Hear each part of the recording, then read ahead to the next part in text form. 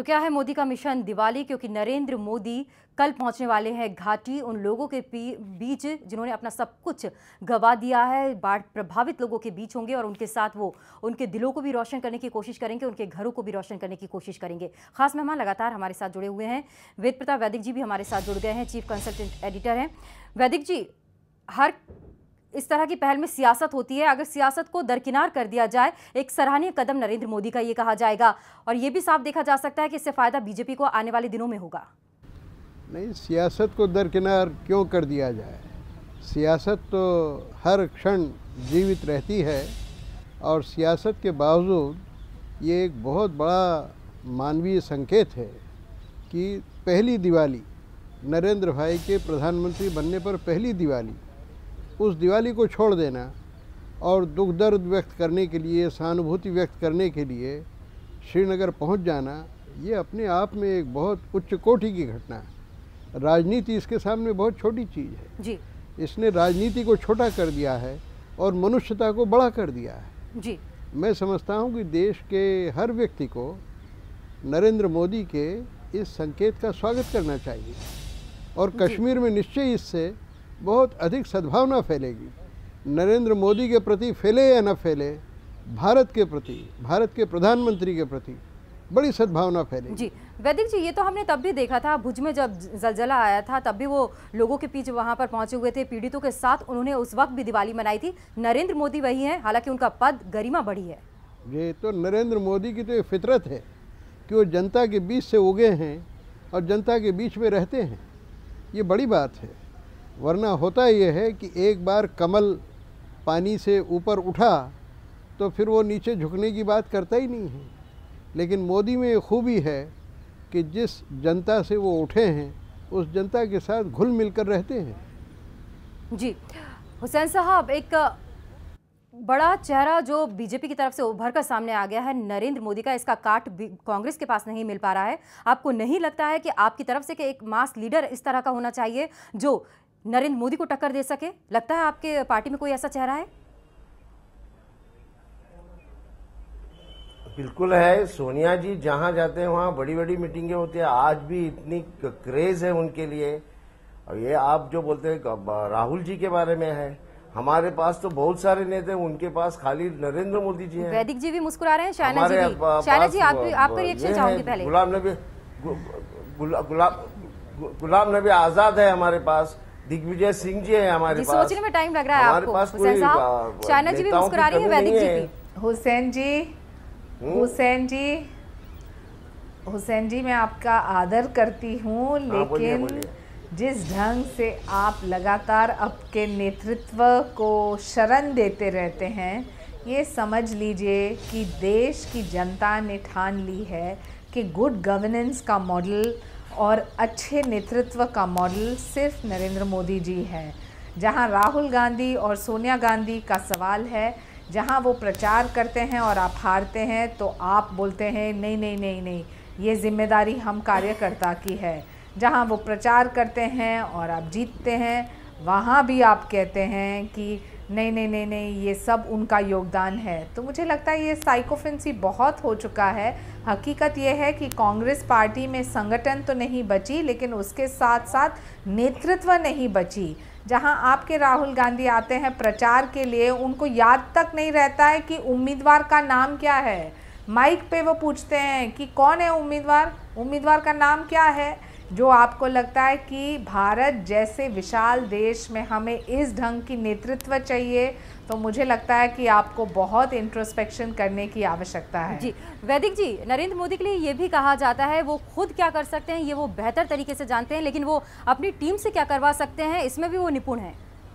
हाँ, सारी दुनिया में जब लीडरशिप के गुण पढ़ाए जाते हैं तो ये सबसे पहला गुण पढ़ाया जाता है कि लीडर खुद कोई काम कर सके या न कर सके, क्योंकि हर काम तो कोई आदमी कर नहीं सकता है। एक आदमी दूसरों से काम कराने की क्षमता आप में कितनी है, यही लीडरशिप का सबसे बड़ा गुण है। क्योंकि भारत जैसे विशाल देश में एक दो काम तो करना नहीं होते, हजारों काम एक साथ करने होते हैं।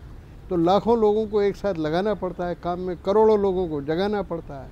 तो लीडर वही है जो लाखों करोड़ों लोगों को काम में जुटा सके और उनके अंदर व्यक्तित्व में जो कुछ खूबियाँ हैं उनको उभार सके। जी मलिक साहब, जैसा कि वैदिक जी भी कह रहे हैं कि इस पर राजनीति भी होनी चाहिए और राजनीति भी हो रही है, क्योंकि इसे भी अनदेखा नहीं किया जा सकता है कि जम्मू कश्मीर में आने वाले वक्त में विधानसभा चुनाव होंगे। लेकिन सवाल यहाँ पर बड़ा ये आता है कि अंतर्राष्ट्रीय पटल पे जिस तरह से भारत की एक इमेज इस वक्त में उभरी है, उसे भी और ज़्यादा मजबूती मिलेगी जिस तरह से प्रधानमंत्री खुद, हालांकि इससे पहले कभी किसी प्रधानमंत्री ने नहीं सोचा कि पीड़ितों के बीच में जाएं और इस तरह से अपनी दिवाली मनाएं। शिवानी, आप अभी जो सवाल उठ रहे हैं, जो राजनीति पर सवाल उठ रहे हैं, उनके बारे में सिर्फ एक ही बात कहना चाहता हूं कि जब ये आपदा आई थी कश्मीर में, यानी कि घाटी में, तो सवाल उठे थे राजतंत्र के बारे में।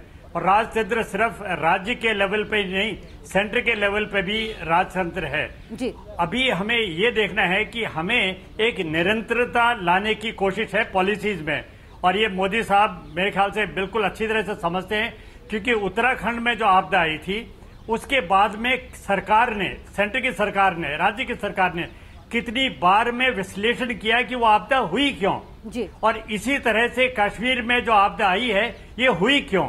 और मैं समझता हूं कि यहां से जाने के बाद मोदी जी जरूर इस बात पर विचार करेंगे, क्योंकि उन्होंने जब रेल का उद्घाटन किया था कटरा में तो एक बात कही थी कि जितनी हिमालयन स्टेट्स हैं, जैसे कि JNK है, उत्तराखंड है और ये नॉर्थ ईस्ट का जो इलाका है, इन सब में पर्यावरण का एक किस्म का प्रभाव है, सभी जगह आपदाएं आती है। और मैं समझता हूं कि सरकार को ठोस कदम भी उठाने चाहिए और वो पता लगना चाहिए जनता को, नहीं तो हमेशा ये सवाल उठेगा कि ये तो राजनीति की वजह से अमुक जगह पर गए हैं और वो शायद उनकी इच्छा सिर्फ वोट की है।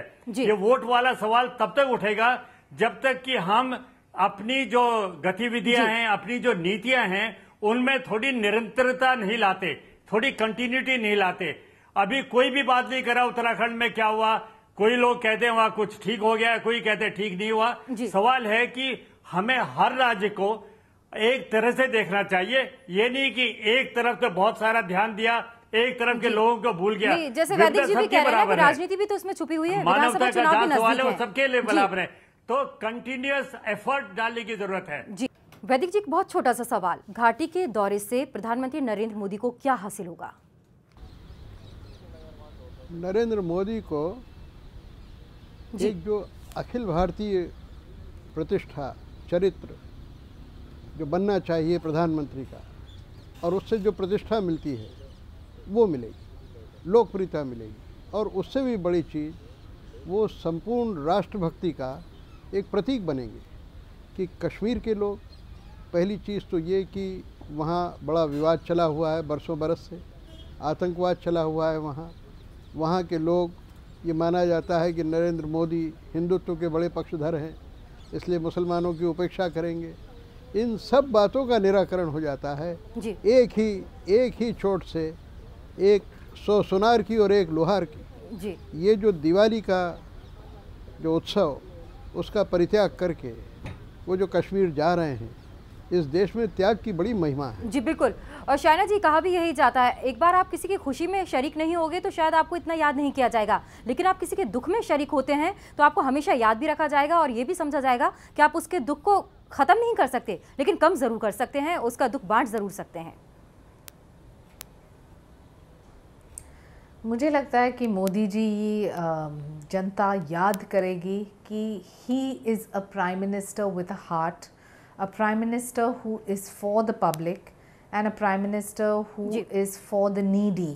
जहाँ जब भी आपको कोई आपत्ति हो या फिर जो आपको कोई संकट हो तो वो अपने घर में बैठे हुए आपको टीवी के ऊपर नहीं देखेंगे, वो अपने यहाँ दिल्ली से भी पैकेजेस अनाउंस कर सकते हैं, लेकिन उन्होंने जो ठान लिया है वो है जनता के साथ जो प्यार की आवश्यकता है, जनता ने उनको बहुत प्यार दिया है, मुझे लगता है वो रेसिप्रोकेट करना चाहते हैं। और ये बहुत ही अच्छा एक ढंग है जहां आप अपने घर पे नहीं बैठे हैं, लेकिन जिन लोगों को सही में आपकी ज़रूरत है आप उनके साथ वहां बैठते हैं। तो संवेदनशीलता की बहुत ही बड़ी, तो वहां की घाटी की जनता को तो इस बात की उत्सुकता है कि कब नरेंद्र मोदी उनके बीच होंगे, लेकिन नरेंद्र मोदी वहां से क्या लेकर आएंगे ये भी देखने वाली बात होगी। वैदिक जी आपका, शायना जी आपका, हुसैन साहब आपका, मलिक साहब आपका भी बहुत बहुत शुक्रिया इस चर्चा में हमारे साथ शामिल होने के लिए।